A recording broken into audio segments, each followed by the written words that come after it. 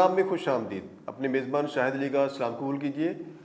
Corona کی تباہی پر بہت زیادہ بات چیت ہو چکی, بہت زیادہ حفاظتی اقدامات بھی کیے گئے اور ہلاکتیں کہیں کسی ملک میں کم ہو گئی, کسی میں زیادہ ہو گئی. اس کے ساتھ ساتھ ایک پہلو یہ ہے کہ آیا کرونا کی وجہ سے صرف تباہی آئی ہے یا اس کے کچھ مثبت پہلو بھی ہیں. آج کے پروگرام میں ہم ان پہلوؤں پہ بات کریں گے جس سے یہ ظاہر ہوتا ہے کہ کرونا کی حکمت کیا ہے. جب بھی قدرت نے, فطرت نے, کوئی بھی فطرت کی طرف سے کام کیا جاتا ہے, اس کے کچھ مثبت پہلو ہوتے ہیں, کچھ اس کے منفی پہلو ہوتے ہیں. بہت زیادہ ناقدین نے کرونا کی تباہی پر بات کی. ایک جو اہم بات جو سامنے آئی کہ اوزون کی تہہ جو ہے وہ متاثر ہو رہی تھی. جب سے لاک ڈاؤن ہوا, مختلف ممالک نے لاک ڈاؤن کیا اور لوگوں نے گاڑیاں کم استعمال ہوئی, صنعتیں کم چلیں, اور اس کا نتیجہ کیا ہوا کہ اوزون کی تہہ بہتر ہونا شروع ہو گئی.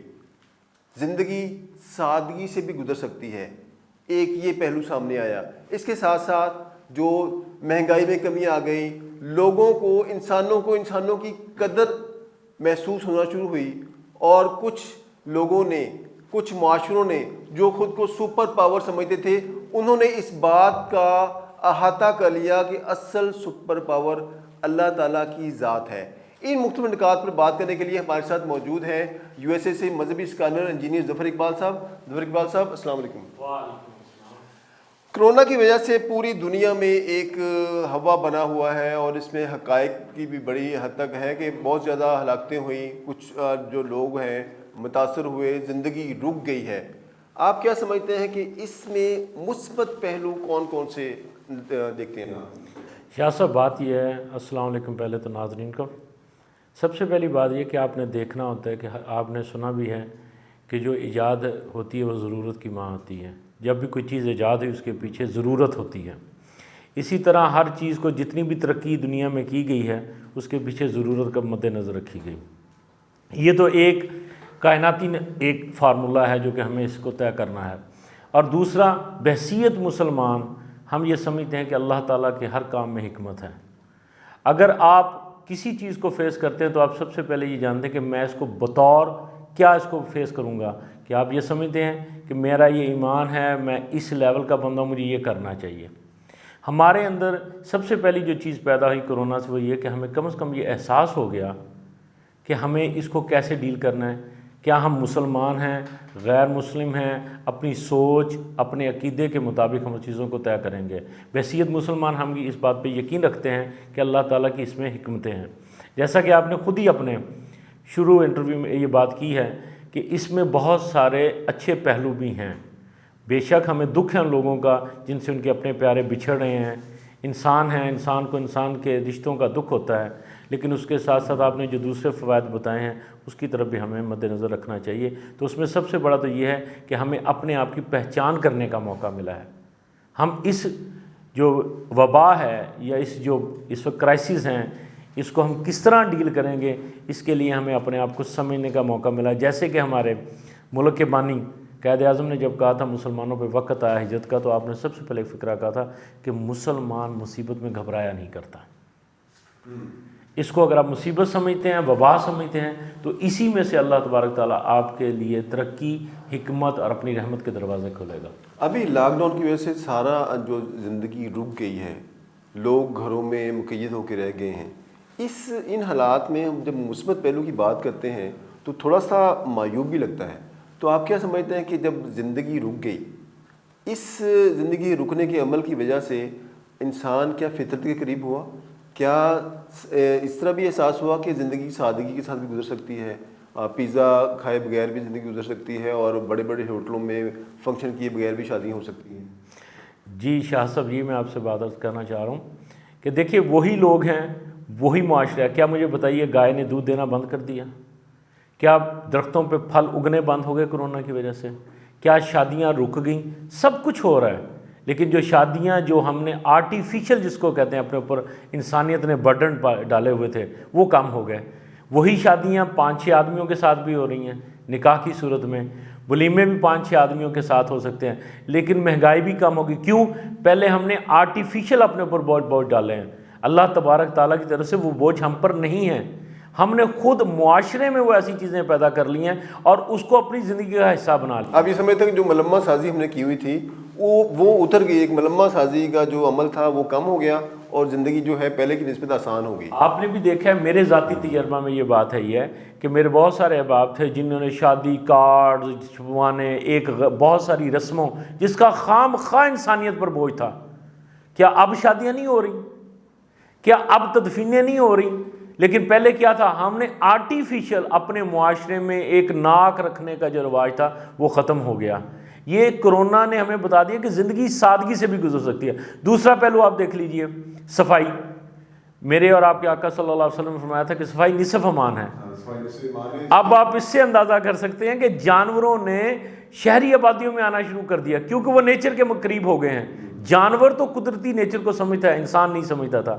اب آپ دیکھیں وہی سڑکیں جہاں پہ آپ گاڑیوں پہ شیشے چڑھا کر گزرتے تھے، آج صبح میں دیکھتا ہوں وہاں پہ لوگ واک کر رہے ہیں۔ تو کچھ پہلو تو ایسے ہیں جو اللہ تعالیٰ ہمیں سمجھانا چاہتا ہے کہ زندگی سادگی سے بہتر اور آسان گزاری سکتی ہے۔ بہت سارے انسان نے اپنے اوپر آرٹیفیشل بورڈ ڈال رکھے ہیں۔ جو صفائی نصف ایمان ہے، اس کے ساتھ ساتھ جو اوزون کی تہ کے متعلق جو بتایا جا رہا ہے کہ اوزون کی تہ جو متاثر ہو رہی تھی، اگر یہ زیادہ متاثر ہو جاتی تو سورج کی شعاعیں جب انسانی ادھر پہنچتی تھی زمین پر تو زندگی اس سے معطل ہو سکتی تھی۔ یہ بھی ظفر صاحب ایک بڑا پہلو ہے۔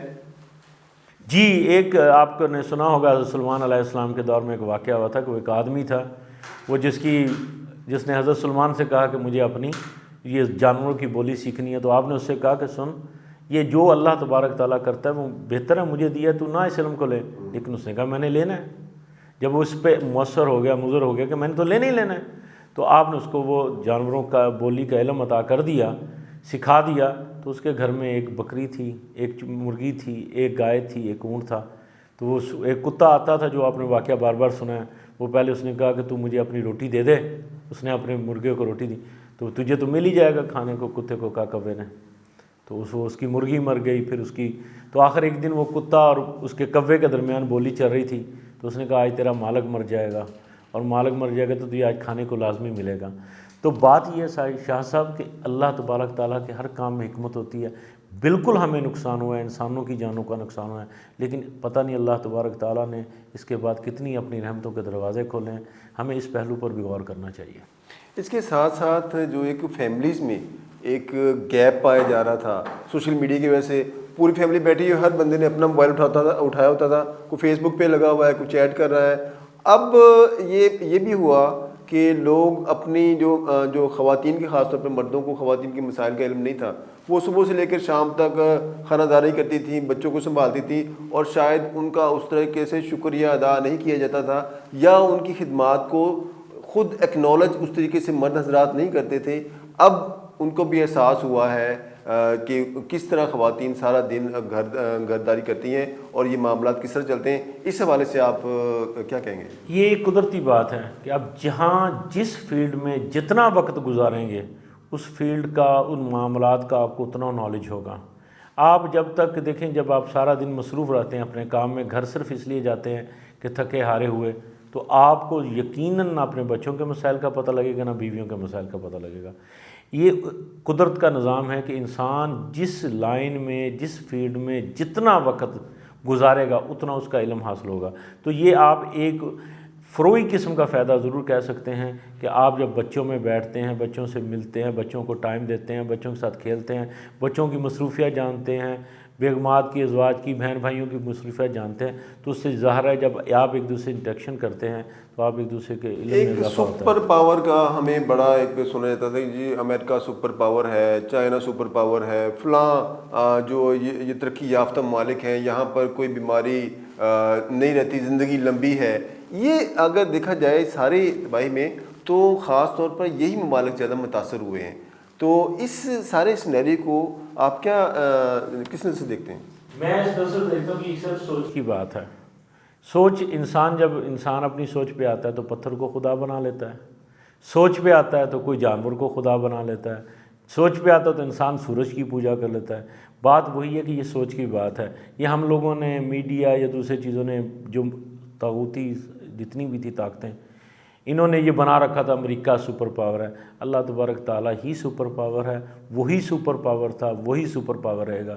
اگر اتنی یہ اللہ تبارک تعالیٰ نے اپنا دکھایا کہ ایک وائرس، جیسے آپ کو پتہ ہے قرآن پاک میں جگہ جگہ فرعون نے بھی اپنے آپ کو خدائی دعویٰ کیا تھا، وہ بھی اپنے آپ کو ایک وقت میں سپر پاور کہتا تھا، اس کے ساتھ بھی دریا چلتا تھا، لیکن بالآخر اللہ تعالیٰ نے بتایا کہ سپر طاقت میری ہی ذات ہے اور وہی سپر طاقت رہے گا۔ اسی طرح اس وقت میں کیونکہ جب بھی ایسے معاشرے میں بدعقیدگی اور نظریات ناپاک ہونا شروع ہو جاتے ہیں اور انسان یہ سمجھتے ہیں کہ ہم نے اللہ تعالیٰ کی کائنات پر قبضہ کر لیا ہے، تو اللہ تبارک تعالیٰ اس قسم کے کام کرتا ہے۔ تاریخ بھری پڑی ہے ان چیزوں سے، قرآن پاک میں جگہ جگہ بہت سی طاقتوں کا، نمرود کا ذکر ہے، فرعونیت کا ذکر ہے، ہر دور میں لوگ آتے رہے اور اپنے خدائی کے دعوے کرتے رہے اور ناکام ہو کر جاتے رہے۔ یہ کوئی بڑی بات نہیں ہے، یہ تاریخ بھری پڑی ہے ان چیزوں سے۔ تاریخ بڑی پڑی ہے کہ جب بھی انسان نے فطرت کے ساتھ ٹکرانے کی کوشش کی یا اس نے خود کو سپر پاور سمجھا، تو اصل سپر پاور نے بتایا کہ اصل سپر پاور اللہ تعالیٰ کی ذات ہے۔ اب دعا کا وقت ہے۔ ہم نے دیکھا کہ جو لوگ، جو طاقتیں، جو ممالک خود کو سپر پاور کہتے تھے، وہ اب گھٹنے ٹیک کے بیٹھے ہوئے ہیں اور کسی کے پاس کوئی بھی ایسا کوئی انسان نظر نہیں آ رہا کہ وہ اس کو کنٹرول کر پا رہے ہوں۔ اور اس کے ساتھ ساتھ دوسرا پہلو یہ ہے کہ جب زندگی سادگی کے ساتھ گزاری جا سکتی ہے، تو ہم نے جو اپنی ملمہ سازی کی ہوئی ہے، ہم اس ملمہ سازی کو کم کرنے کی کوشش کریں۔ اصل جو مالک ہے، اس کائنات کا مالک ہے، اس کے احکامات کے مطابق زندگی گزاریں تو یہ زندگی آسان بھی ہو سکتی ہے۔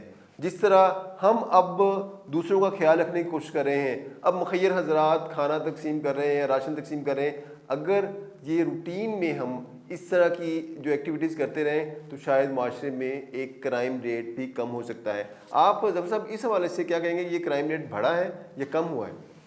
کرائم ریٹ کم ہوگا اس صورت میں، جیسے کہ آپ کو پتہ ہے کہ جب عمرہ اپنے غربا طبقے کی خود کفالت کرنی شروع کر دیتے ہیں تو کرائم ختم ہو جاتے ہیں۔ کرائم پیدا کیوں ہوتا ہے؟ جب انسان دوسرے انسان کو اپنے سے گھٹیا سمجھتا ہے۔